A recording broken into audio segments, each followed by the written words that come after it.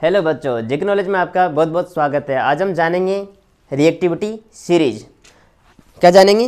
Reactivity series. Reactivity series जो reactivity series है, हम सबसे पहले बात करेंगे ट्रिक्स की। किसकी बात करेंगे? ट्रिक। तो ट्रिक क्या है? काना का मंगल जाना, फिर लड़े हैं कॉपर मरकरी आ गयो। एक बार मैं इसको लिख देता हूँ। काना का मंगल MGAL मंगल जाना, फिर लड़े हैं कॉपर मरकरी आ गयो AGAU। ये तो क्या हमारा रिएक्टिविटी सीरीज का ऑर्डर। अब इसमें क्या होता है कि आप ऊपर से नीचे जा रहे हो। आप ऊपर से नीचे जा रहे हो तो क्या हो रहा है? जो रिएक्टिविटी क्या हो रही है? घट रही है। रिएक्टिविटी क्या हो रही है? डिक्रीज हो रही है। क्या हो रही है? डिक्रीज। रिएक्टिविटी क्या हो रही है? डिक्रीज हो रही है। ऊपर से नीचे जाने पर रिएक्टिविटी क्या होती है? डिक्रीज होती है। तो यहाँ पर हमने जाना रिएक्टिविटी ऑर्डर क्या है। तो हमने जाना कि ये इस सीरीज से पता चलता है कि जो ऊपर वाले कंपाउंड है, जो ऊपर वाली जो मेटल्स हैं वो क्या है? मोर रिएक्टिव है। और नीचे वाली जो मेटल्स है वो लेस रिएक्टिव है। वो क्या है? लेस रिएक्टिव है। अब कितने तरह के क्वेश्चन यहाँ बनते हैं, उन क्वेश्चन के बारे में बात करते हैं। सबसे पहले हम डिस्प्लेसमेंट रिएक्शन को लेते हैं। किसको लेते हैं? Displacement reaction.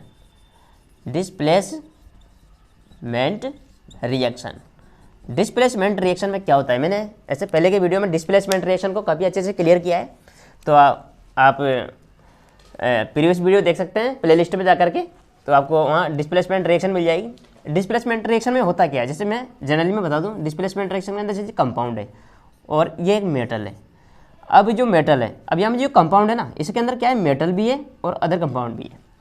तो यहाँ पर जो मेटल है, डिस्प्लेसमेंट रिएक्शन में क्या होता है? जो ये मेटल होती है, ये होती है मोर रिएक्टिव मेटल। कैसी मेटल होती है? More reactive metal. और यहाँ पर जो कंपाउंड के अंदर जो मेटल है वो क्या होती है? लेस रिएक्टिव मेटल होती है। क्या होती है? लेस रिएक्टिव मेटल होती है। और ये मेटल कैसी होती है? मोर रिएक्टिव मेटल होती है।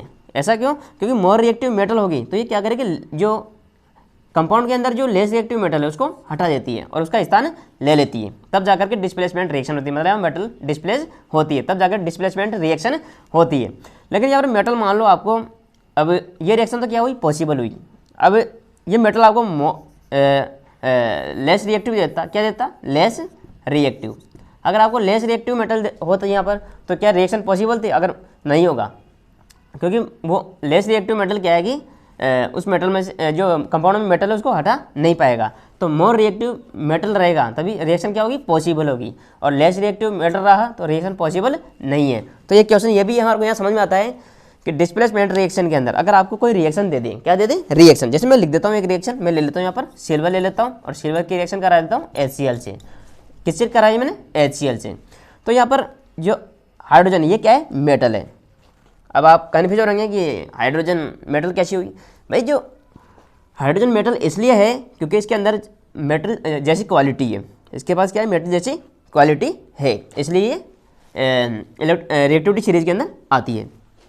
तो जो Ag है ये क्या है? लेस रिएक्टिव मेटल है। क्या है? Less reactive metal. अब देखो इसमें देख सकते हैं आप कि ये Ag कहाँ है? यहाँ पर आ रहा है। और H कहाँ आ रहा है? मतलब हाइड्रोजन कहाँ आ रहा है? यहाँ आ रहा है। तो ऊपर H है, इसलिए मोर रिएक्टिव कौन है? हाइड्रोजन है। तो ये मोर रिएक्टिव है। तो लेस रिएक्टिव मोर रिएक्टिव जो मेटल है इसको हटा नहीं पाती है तो डिस्प्लेसमेंट रिएक्शन नहीं हो पाती है। तो आप समझ गए होंगे कि डिस्प्लेसमेंट रिएक्शन कब पॉसिबल है, कब पॉसिबल नहीं है। तो आपको कोई भी रिएक्शन दे दे तो आपको उस रिएक्शन को कंप्लीट करना है या नहीं करना है। तो आप इधर देख ले, सबसे पहले चेक कर ले कि जो मेटल दिया है आपको वो लेस रिएक्टिव दिया है या मोर रिएक्टिव दिया है। अगर मोर रिएक्टिव दिया है तो रिएक्शन क्या है? पॉसिबल है। और लेस रिएक्टिव दिया है तो रिएक्शन पॉसिबल नहीं है। तो एक चीज़ तो हमने जाना कि रिएक्शन कब पॉसिबल है, कब पॉसिबल नहीं है। लेकिन और आपको पता कैसे चलेगा कि ये मोर रिएक्टिव है, लेस रिएक्टिव है? तो इसके दो तरीके हैं। या तो आपको ये रिएक्टिविटी सीरीज पता होनी चाहिए। अगर रिएक्टिविटी सीरीज पता है तो आप बता देंगे कि कौन मोर रिएक्टिव है। तो दो तरीके हैं रिएक्टिव, इसको बताने का, जो रिएक्टिविटी को बताने का दो तरीका है कि कौन रिएक्टिविटी। अब जो रिएक्टिविटी है वो दो तरीका, एक तो आपको ये सीरीज पता होना चाहिए और दूसरा ये पता होना चाहिए, इनका रीजन पता होना चाहिए। क्या पता होना चाहिए? रीजन। क्या पता होना चाहिए? रीजन। अगर आपको रीजन पता है, क्या पता है आपको? रीजन। अगर आपको रीजन पता है, रीजन ये है कि ऊपर से नीचे जाने पर जो एटॉमिक साइज है, क्या? Atomic size.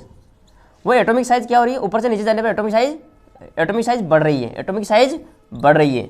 अब एटॉमिक साइज बढ़ रही है तो इससे क्या हो रहा है? जो आयनाइजेशन एनर्जी है, आयनाइजेशन एनर्जी क्या हो रही है? घट रही है। ये इसका रीजन है।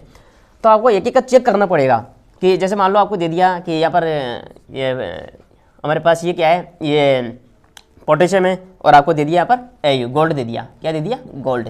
अब दोनों में आपको पूछा कि कौन मोर रिएक्टिव है, तो आपने बता दिया कि पोटेशियम मोर रिएक्टिव है। अब मोर रिएक्टिव पोटेशियम है तो क्यों है ये मोर रिएक्टिव? ये मोर रिएक्टिव क्यों है? तो इसका रीज़न आपको बताना होगा। इसका रीज़न ये है, जो पोटेशियम है इसकी एटॉमिक साइज ज़्यादा है, इसकी जो एटॉमिक साइज है कम है, और जो AU जो गोल्ड है इसकी एटॉमिक साइज ज़्यादा है। एक और क्या है, इसकी जो आयनाइजेशन एनर्जी वो क्या है?